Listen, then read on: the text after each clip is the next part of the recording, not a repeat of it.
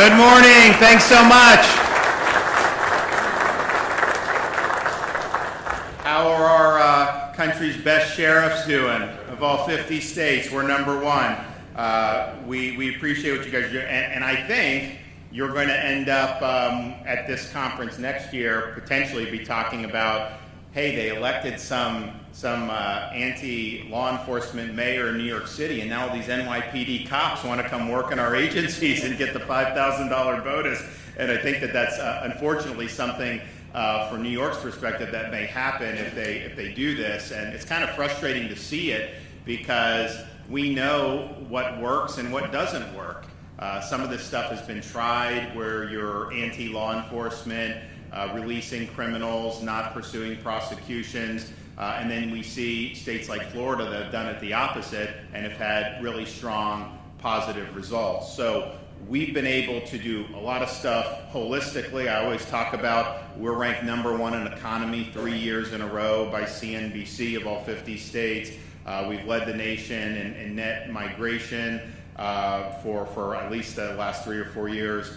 We're number one in education freedom, number one in higher education, number one in business formations, number one in talent development, entrepreneurship, all these things. And there's a lot of great things to talk about, but I will tell you, none of that stuff would be sustainable if you don't have law and order prevail in your communities and in your state. And we've seen that across the country.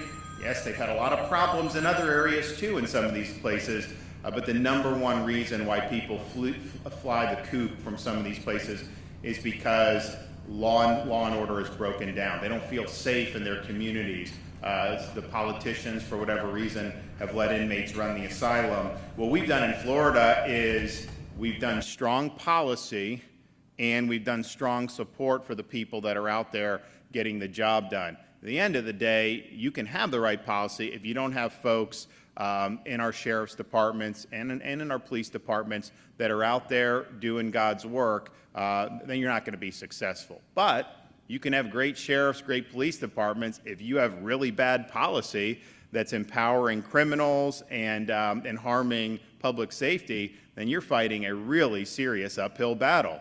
So if you look at what we've done throughout my tenure as governor, well, one thing we've done is we've rejected jailbreak-style policies that have prevailed in places like New York and California. And let's just be clear, those have been proposed in the state of Florida. And people think, oh, we're so law and order. There's a lot of folks that wanted to do that. You have people that want to release felons from prisons now, saying they don't even have to serve their sentence like Florida law requires. You also have folks that want to go easy on people that are committing street-level crimes, and we know that would just cause more crime and a proliferation of a lot of bad things. There's movements to abolish cash bail. You even had a movement down in Miami-Dade where a judge wanted to do that. So this stuff has all been percolating around the country. They run into a roadblock with me as governor because I'm not going to support it, and we're going to make sure that we're law and order. But just think if those policies were to take hold in Florida, how much more difficult would your jobs be as sheriffs to be able to do it? I just think to myself, like in New York City, you have these cops and they're risking their lives out there. You never know what's going to happen. And that's just against the backdrop. They know if there's any type of altercation, the politicians and the media will likely blame them, even if they didn't do anything wrong. So you kind of have that. So you're doing all this. You apprehend a criminal suspect. They end up getting charged, and a judge just lets them go, even for very serious crimes. So then like 2-3 weeks later, you get called out, and you got to apprehend the same guy for committing additional crimes. And it's like, at some point, whose side are you on with some of this stuff? So our policies have been strong. We nipped all the jailbreak legislation and proposals in the bud, and it never got traction in the state of Florida. We also responded to some of the trends we saw in other parts of the country, particularly on the heels of the BLM riots in 2020, in this movement to defund the police. This guy running for mayor in New York City, wants to defund the NYPD. He said that many, many times. And this is an asinine policy. We said it at the time.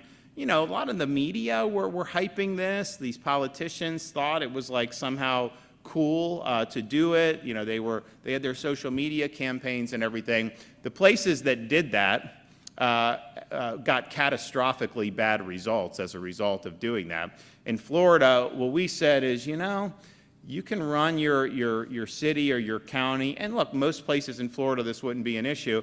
You can run it how you want, but we're not going to let some city council, you know, cut off their nose to spite their face by defunding law enforcement. And so we actually enacted legislation preventing local governments from defunding police. Now, most of the places in Florida would not try to do that, particularly at the county level. But, you know, it only takes, you know, you have some city commission where there's five city commissioners. You know, you can get 3 bozos to do stupid things sometimes. So why would we want to indulge that when we know the results are catastrophic? So we said, you're not going to be able to do it. We'll put money back in and we'll keep it going. And then the other thing that happened on the heels of that, you know, you had the streets being overrun with rioting and disorder around the country. Now, we said from day one when that was percolating, that ain't happening in Florida. You know, we backed, obviously, our local law enforcement, our state law enforcement were out there to help whatever needed to be done. But we also knew this is a trend to go up. You see unrest across this country now very frequently, and it's whatever cause celeb somebody has. So we enacted the strongest anti-riot legislation in the country, and part of it is geared towards really coming down hard if these rioters are harming law enforcement, because they do target law enforcement. We also want to make sure they're not just caught and released immediately so they can keep going. So we had some good bail provisions in there.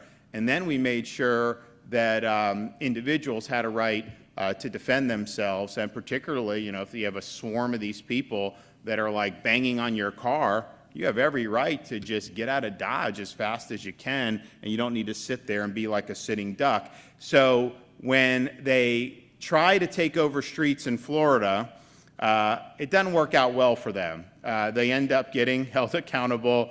We get the streets clear. So they don't even try. And so it's funny, they were protesting something, maybe it was the immigration, and it's like they would tiptoe in the street, but as soon as that light changed, like you see the video of these guys getting up, because, you know, we're just not going to tolerate the nonsense. And the more you tolerate it, the more it builds, and you get even more and more terrible results. So that's an example of we are squarely on the side of law-abiding, peaceful citizens, and we're not going to let inmates run the asylum. Another example of that is the legislation we provide to give our sheriffs more authority over these squatters that try to take over not just residential, but even commercial properties. And Florida did not have that to the extent that some of these places around the country did, but the reality is that you can just take, and we have a lot of seasonal residents, you just go move into somebody's house, and then all of a sudden, you know, you can assert some type of property right. Obviously, that's insane, but if it's a 9-month process, then that's not adequate disincentive to do it. So we've now created enhanced authority to be able to remove squatters from these properties.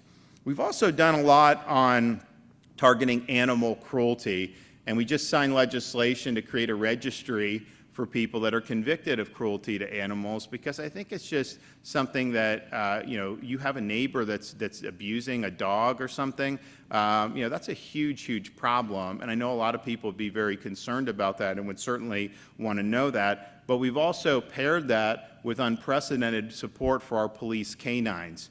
Huge support for veterinary, huge support so that the handlers are able to adopt when the canines are retired, enhanced emergency response services for injured canines who are in the line of duty. And I can tell you, you know, I really learned the value of canines when I was in the military, places like Iraq. You see what these guys do, it's amazing. But I know they've been huge instrumental parts of all of our law enforcement agencies here in Florida. And so there's never been another state that's done more to support both animals writ large, but also supporting our police canines.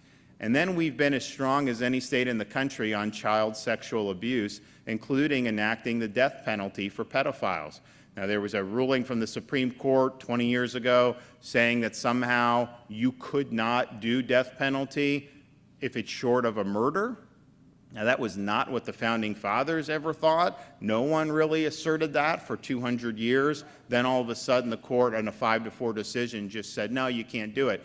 Well, I'll tell you, you look at some of these people, how sadistic they are, serially raping these very young children. I think the only appropriate punishment is the ultimate punishment. I also know that even if you sentence them to prison, they will offend in prison, and if they ever get out, they will definitely reoffend once they get out. So we now have, I know there's a case or two where they're doing this. There's going to be litigation on it. We know that. Like sometimes I'll have some reporters say, well, the Supreme Court ruled you can't do that. No, we're testing that. We don't think it's a valid decision. We're putting it up there. We have a new, different court, different members. They can reevaluate it, and I think ultimately restore the Constitution's true meaning to say, yes, states have the option. Juries can consider the evidence. A jury may not want to authorize a capital punishment in every state. That's fine. That's how our system works. But it absolutely should be something that people can do, and I don't think that we're doing as much for the victims as we could be unless we're willing to do the ultimate punishment. So, and we've done other policies, but I don't think you're going to find a state that's been stronger on policy to help you do your jobs and do your jobs well than the free state of Florida. Now, it's one thing to really to sabotage law enforcement like some of these crazy states have done. But I would say a lot of states are just kind of, they sit on their hands. They're not doing bad things, but they're not really leading and getting out there like Florida's done. And so on issue after issue, we've led the way and we'll continue to do that. And we've coupled that by, yes, strong policy, which is action speaking louder than words, but we've also shown support for our law enforcement communities by putting our money where our mouth is. And not that funding and everything is the whole 9 yards, and there are probably some agencies around this country that get a lot of money and don't produce results. I know that's true in other spheres other than law enforcement. But when we've had opportunities to do things to make a difference, we've stepped up. So a couple years ago, we enacted the $5,000 bonus for the new recruits. And so it's used for young people who are joining for the first time, which we thought that was important to include because as people have been negative on law enforcement for recent history, I think it's getting a little bit better. But there was a time period where it was really, really difficult in media and stuff, the way they would portray this. And young people, we didn't want them to get this impression. So we wanted to know it's a meaningful career, it's a noble cause. And then, of course, the transfers from other states, when they come in, they're able to get a $5,000 bonus. And I think that, almost every one of your agencies has probably done both the new recruits as well as the out-of-state transfers in. Like I said, I do think you're going to see strong interest in New York City if this election goes the way that some people are predicting. I don't know about you, but would you want to put on a uniform and go out and serve if the mayor doesn't even think your agency should exist or get any funding at all, doesn't think police should go into dangerous areas, that they should send social workers into there? That ain't my cup of tea, and I don't think anybody who wears the uniform thinks those policies will succeed. We also have done the Law Enforcement Academy scholarships. We have a program in Florida. It's great. I'm a big supporter for higher education, Bright Future scholarships. So in the state of Florida, first of all, we have the lowest tuition in the country. In-state tuition is about $6,300, which is the same as it's been for many, many years. And there's no better value in the country than the state of Florida's in-state tuition. You can get Bright Futures, and a lot of people who are good enough to get into University of Florida, some of these places, they're good enough to qualify for Bright Futures, so they may pay no tuition, or they have 75% off tuition. And that's great, and that's been really good for a lot of students. But we do have some, and even though we're working to kind of reform higher ed, get rid of the fluff and everything like that, you have had over the years people get those scholarships and then take, some subject that's not necessarily lighting the world on fire when they get out. So we said, well, wait a minute, if you're going to do higher ed, why not do something similar for the academy? And so that's been something that's been really supportive. It shows our support, and we're proud of that. And we want people to know it's a noble cause. And that's why we've done more in the high schools, so that the students will be able to learn from the perspective of folks who are both working for sheriff's departments and police departments. Some of these kids may have stigmas about law enforcement, and then when they get in and they see that people are very dedicated, they're working hard, it does change their viewpoint, and it really broadens their horizons. And I do think some of these kids will gravitate to wanting to serve in law enforcement. You know, it's interesting with these kids. I mean, my kids are younger, so we got a rising third grader, second grader, rising kindergartner. But like when you take them to things and they experience it, you know, they become so much more interested in doing it, rather than me just telling you, oh, this is the way it is, this is the way it is. No, when you get to go see for yourself, people really get energized, and they want to be able to do it. So I'm proud that we've been able to do that. And we've also done salary increases for our state law enforcement. So for our seasoned veterans, they're getting a 15% increase on top of the overall increase that they did for all state employees this year. And you look at some of our guys, like our highway patrol, they were at the southern border under Biden to help with the border invasion. They've been on the front lines of the illegal immigration operations. Obviously, they deal with a lot of people violating our laws on the roadways. So this was the least that can be done. But, you know, just like I said on that policy, there were folks that wanted to really have more California-style policies in Florida. I had to fight to continue the bonus. I don't think there's a single sheriff in this state that doesn't think our $5,000 bonus program has been valuable. I haven't had anyone tell me to get rid of it. I think a lot of people want to see it continue. And it's not just for sheriff's departments, it's police departments and state agencies. I know that at the state law enforcement, everyone was supportive of these law enforcement pay increases. But, you know, initially, the Florida House of Representatives defunded our law enforcement bonus program that you guys have all used. They defunded any increase for state law enforcement. And in fact, they even defunded key aspects of the Florida Highway Patrol. Now, I work with the Florida Senate. You know, we landed the plane and we got it done. But you have to ask yourself, why would you be try to defund something that has clearly worked, that has had universal support from the people that are actually on the ground doing this? Why would you deny pay increases to people who are clearly underpaid? We need to, just for recruiting and retention purposes, we need to do it, but we also need to do it, say, job well done. To say, you know what, you were out there going above and beyond what you signed up for when you went to the southern border, or when you're out there helping enforce laws against illegal immigration. So how is it that we're even in that situation? So I just say, we're a law and order state. We've put our money where our mouth is. But what we were able to do, we had to fight tooth and nail to be able to deliver continued results for you. And I just think that it shouldn't have even come to that. Why wouldn't we all agree on saying that we're all on the team here and want to do it? So keep watching on some of this stuff, because I think that there's a difference in rhetoric and then actions.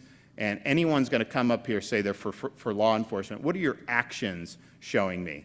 And if your actions are to try to cut out very successful initiatives, then that tells me all I need to know. Now, we've got some key issues that are percolating now, and our sheriffs have done more than any other sheriffs in the state and any other state, and maybe even all 49 states combined, when it comes to enforcing our laws against illegal immigration. And we called on both our state and local agencies to be on the team on this.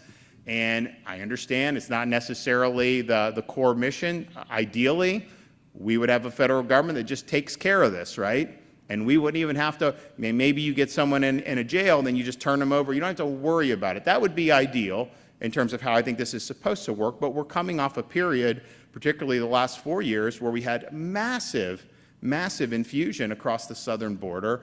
We've had persistent problems for many, many decades. And it was the fact that if you're going to reassert the sovereignty of the country, if you're going to restore the rule of law, and if you're going to make sure that illegal immigration is in fact illegal, you weren't going to be able to do that with just DHS resources alone, particularly at the start of the Trump administration after 4 years of the agency really wilting, particularly interior enforcement. So we did legislation. Everyone's got to be on board. You got to do best efforts to help assist with that. We now have these 287G agreements, which are task force model, where we're going in and I think, Grady Judd was, when we did our update the other day, he pointed out, we're apprehending faster than DHS can hold and process. And so the results in Florida and the efforts in Florida have been so far above and beyond any other state in the country. And it's really, we're pointed to as the model for what DHS wants to see all around the United States of America. And so that was part of the reason why under my leadership with the Division of Emergency Management, we set up this processing site at the Dade Collier Airport in the Everglades to be able to have a place where illegals could go, get them processed, and then literally there's a runway and they can be flown out immediately. And it's interesting because, you hear this different stuff.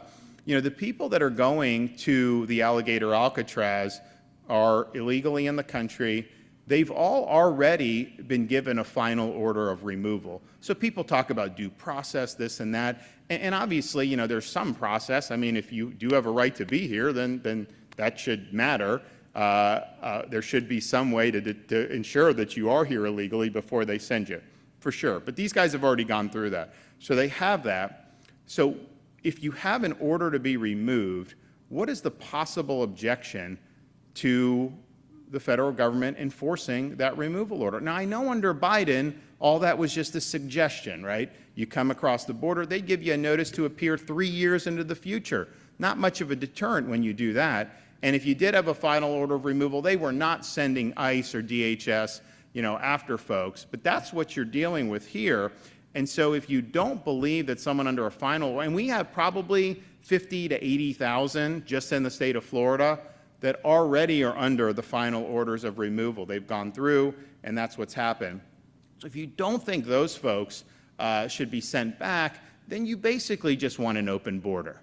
If you're going to say that having been ordered to be removed through the process we have, that shouldn't amount to anything, I would ask, well, then why would a U.S. citizen have to follow an order to pay more taxes by the IRS?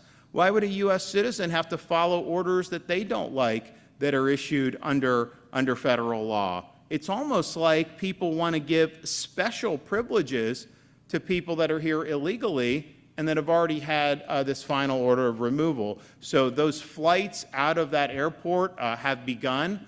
We're monitoring the cadence of those.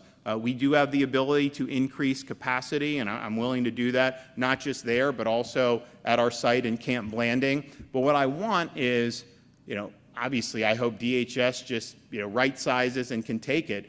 But until then, what I want to be, it's not our responsibility to just hold people indefinitely. Our job is to help the processing and deportation. So these should be short-term.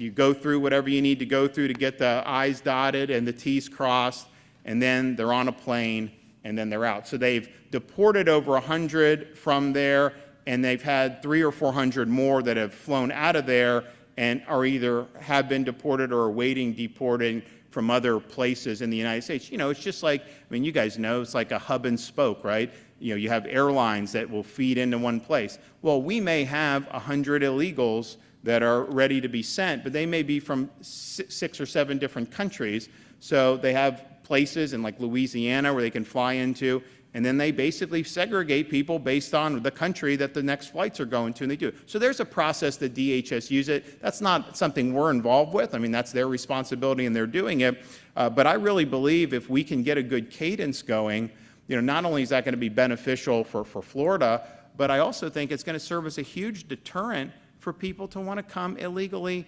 in the first place, or people that may be here illegally violating the law will be able to maybe make a different decision. And we do offer, both the federal government and even us at Alligator Alcatraz, we offer an ability to simply fly home you got to be escorted and got to ensure that you're doing it, but you can do that and you can short circuit any process that you have to go through if you want to do it.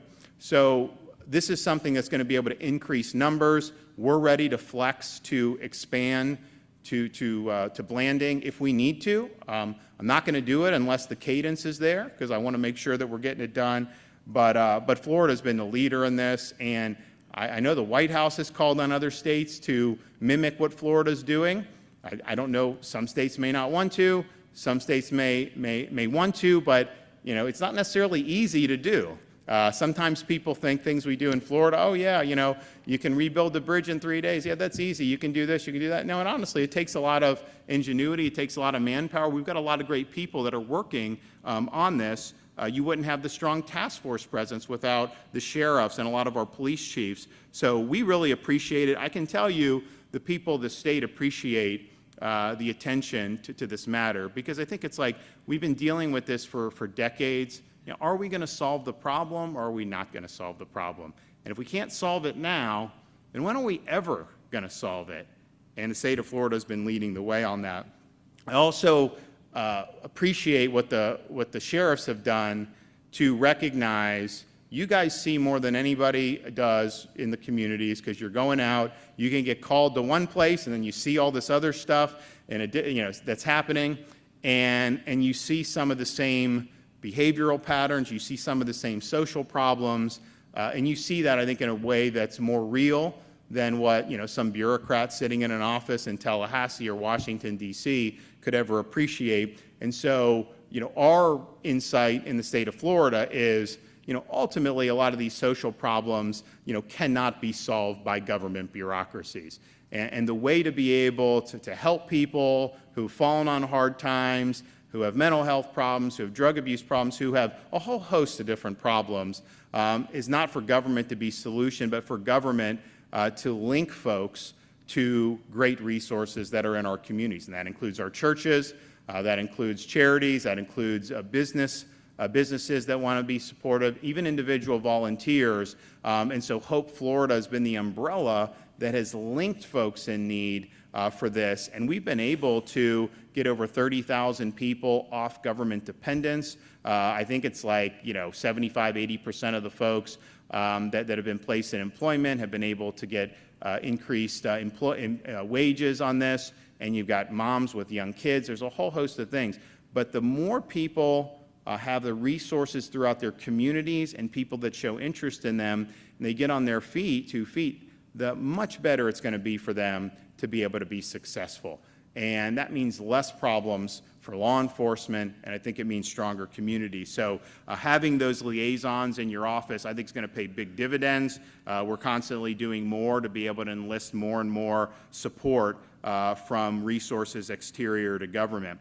And then the final point I'll make, and I think that there is so much that we can't necessarily predict, but this rise of artificial intelligence is going to have huge implications for our society. Now, I'm not one who thinks that we should just turn over our society to a handful of big tech companies. I think there needs to be guardrails. I think there needs to be some rules of the road. They actually passed a provision in the U.S. House of Representatives to eliminate the authority of states to touch AI for the next 10 years. I think that was a gross violation of the 10th Amendment. I don't think it was something that ultimately would have been good policy. The U.S. Senate killed that, so it didn't end up getting into law. And think about, we did the bill, we were in Jacksonville, I signed the bill about, they were using AI, taking a young woman's likeness and putting it in pornography. And it's like, people think it's real. And what does that do to somebody? So we put safeguards in. We put an ability for the victim to fight back. That would have been illegal for us to do, had that provision passed. So I think there's going to be a lot of things that come down the pike, but don't have any illusions. People are going to use AI to scam, to cheat, to steal, to harm people. And I think we're going to have to come to grips. We're going to be working on a policy for Florida, and it may require some legislation to be able to provide adequate protections for folks. But you're going to have potentially a lot of upheavals just in the job market. I mean, you have folks that graduate college, they go in for more entry-level stuff. Maybe it's more kind of grunt work. AI is replacing some of those jobs. So what's that going to do to the job market? And interestingly, we were told for so many years, well, you got to learn to code. Some of these jobs, it may end up being the opposite. And we've really stressed in Florida vocational education, acquiring skills to be skilled labor, because that is really, really necessary. And manufacturing. We've added, I think 50, 60,000 manufacturing jobs since I've been governor. We've added manufacturing businesses. But one of the impediments to further growth is they need more trained, skilled workers to be in these jobs. So I think those jobs, but when you have some of these more white collar, kind of low level, it may be that those are the jobs that are going to be on the chopping block first, and that's just going to create a lot of issues. So we're thinking very deeply about it. I think it's going so quickly that sometimes it's hard to keep up. But I will tell you, AI is incredibly flawed as well. It does spit out nonsense, because what this is doing, it's like a supercomputer that scans all these data sets and then gives you an answer. Well, if the data sets are garbage, it's garbage in, garbage out. And so when they're spewing some of the stuff that's totally wrong, it's not that the computer messed up per se, it's just that the underlying data was wrong. And so the result ends up being incorrect. So who is controlling the data sets? Who's controlling the You think some people may have an agenda behind that at some point? Yeah, you can bet your bottom dollar they would. That's human nature. So how are you able to make sure that technology in our society enhances the human experience but doesn't supplant the human experience? There's an old saying, I think, therefore I am. It's kind of like the core of humanity is to be able to think for yourself. And what AI is proposing is to relieve us humans of the ability to even do that. Kids growing up, are they going to even have to write a paper, or can they just plug something into AI? What are you going to do on, anytime you need something? Do you actually read for yourself, or do you just jump in? So it's going to create a lot of huge implications for our society. I do think that there are some that just say, you know what, we just need to turn it over to the tech overlords and pray for the best. That is not going to happen in Florida.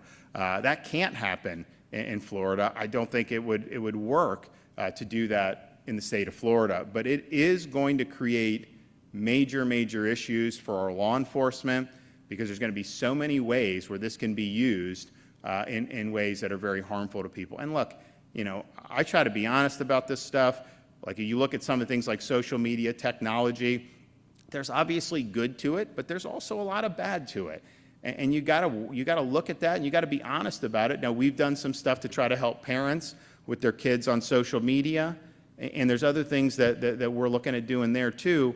But you can't look at AI and say, oh, this is going to be a boon, and that there's no drawbacks. There are huge ramifications, huge potential negative implications, and some major drawbacks in terms of how we operate as a society. And at the end of the day, how I conceive of my job is I just go back to why the country was founded. We're endowed by our Creator with inalienable rights, life, liberty, and the pursuit of happiness. And so government's role is to protect the rights that we already possess and to provide for every American, but in our case Floridian, an open field and fair chance for their talents to flourish and for them to realize their dreams.